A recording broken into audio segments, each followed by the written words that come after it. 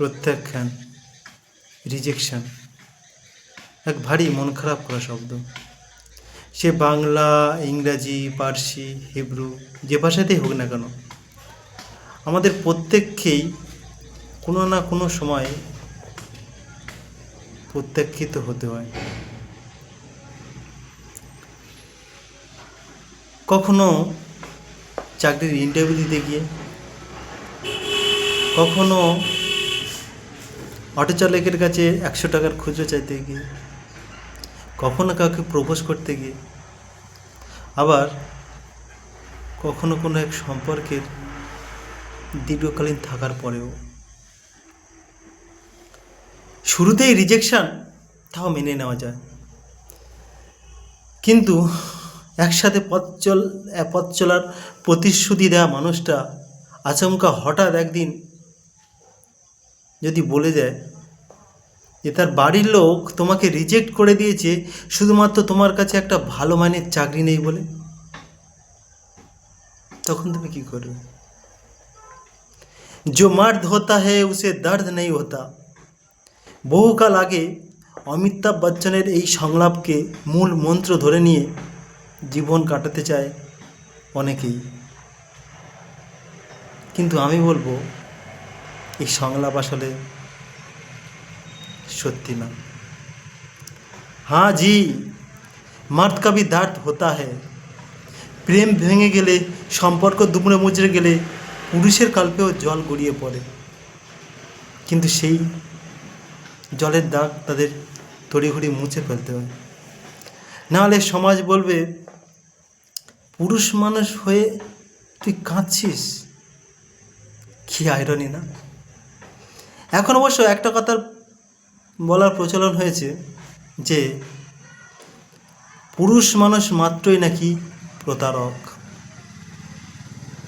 আসলে কি সত্যি কি তাই? সত্যি কি একজন পুরুষ একটা সম্পর্কে থাকাকালীন আরও একটা বা দুটো সম্পর্কে জড়িয়ে পড়ে? সত্যি কি একজন পুরুষ শুধুমাত্র খুঁজে বেড়ায় নারীর শরীর?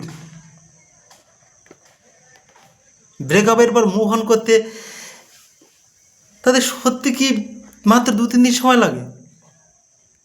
আগে না, প্রতি বছর দুর্গা পুজোয়, সরস্বতী পুজোয়, ঈদে, ক্রিসমাসে যখন এক ঝাঁক প্রেমিক প্রেমিকা হাতে হাত রেখে ঘুরে বেড়ায়, ফুচকার ঝাল নিয়ে ঝগড়া করে, ওলা উবের দেরিতে আসলে অস্থির হয়ে যায়, একটু খেয়াল করলে দেখতে পাবে সেই সব কিছু থেকে অনেক দূরে থাকা বেশ কিছু পুরুষকে একা একা ঘুরে বেড়াচ্ছে আলোর চাদরের নিচে, এক বুক অন্ধকার নিয়ে, শূন্য দৃষ্টি নিয়ে।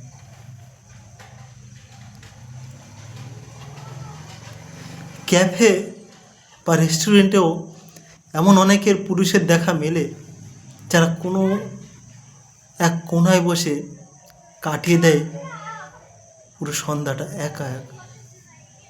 একটু খোঁজ নিলে হয়তো তোমার পাড়া বা পাশের পাড়াতেও এমন কোনো বৃদ্ধের হদিশ পেয়ে যাবে যিনি সেই তার যৌবনকালের প্রেমিকার স্মৃতি নিয়ে আজও একা একা বেঁচে আছে, বিয়েই করেননি। আছে এমন পুরুষও আছে যারা টিউশনি পড়ানোর মাইনের টাকা নিয়ে প্রেমিকার জন্য আজও গোলাপ কেনে, যারা প্রেমিকার বাবা যাতে মেনে নেয় সেই জন্য দিন রাত এক করে পড়াশুনো করে একটা ভালো চাকরি জোগাড় করার জন্য, যারা বউয়ের শরীর খারাপ হলে সারা রাত জেগে বসে থাকে বউয়ের পাশে, আর তাদের যখন মন ভাঙে তারা না পারে কাউকে বলতে, না পারে হাও করে কাঁদতে, না পারে সব ছিঁড়ে ছুঁড়ে কোথাও একটা চলে যেতে, তাদের থেকে যেতে হয় রাতের পর রাত জেগে গান শুনে, দিনের পর দিন বন্ধুদের ঠাট্টা তামাশা সহ্য করে তাদের থেকে যেতে হয়। মা বাবার মুখের দিকে তাকিয়ে, সন্তানের মুখের দিকে তাকিয়ে তাদের থেকে যেতে। তারপর সকাল হলে দাড়ি গোপ শেভ করে ঝকঝক হয়ে বেরিয়ে পড়তে হয় বাস, অটো, মেট্রো বা বাইকে চড়ে। হাসতে হয় সবার সঙ্গে, কলেজের অ্যাসাইনমেন্ট জমা দিতে হয়, বসের গালাগালি খেতে হয়, অফিসের বাজার দোকান করতে হয়, সময় মতো ব্যবসার টাকা জমা দিতে হয়, ব্যাংকে সময় মতো ব্যবসার টাকা ব্যাংকে জমা দিতে হয়। কিন্তু এইভাবে আর কতদিন? তোমরাও তো সত্যিকারের ভালোবেসেছিলে, তোমরাও তো শেষ অবধি চেয়েছিলে সম্পর্কটা টিকে থাকুক। তাহলে সেই সময় তোমার কাছে একটা ভালো মাইনের চাকরি ছিল না, অথবা একটা ভালো একটা ছোট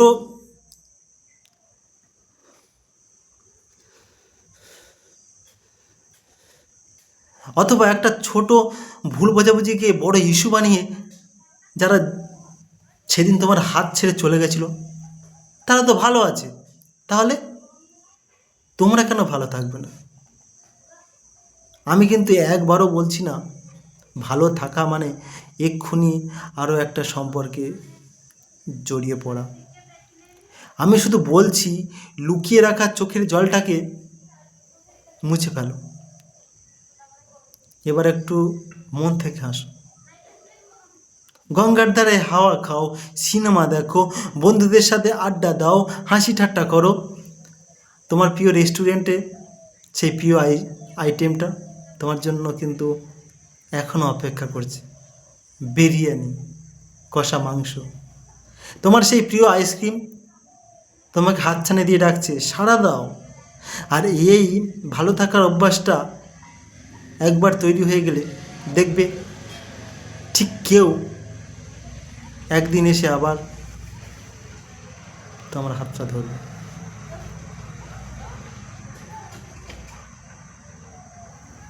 আর সেই মানুষটা তোমার হাত আর কোনো দিন ছাড়বে না, সে থাকবে তোমার জন্য, তোমার সাথে। সে থাকবে তোমার সাথে, তোমার জন্য সারা জীবন। মিলিয়ে নিও।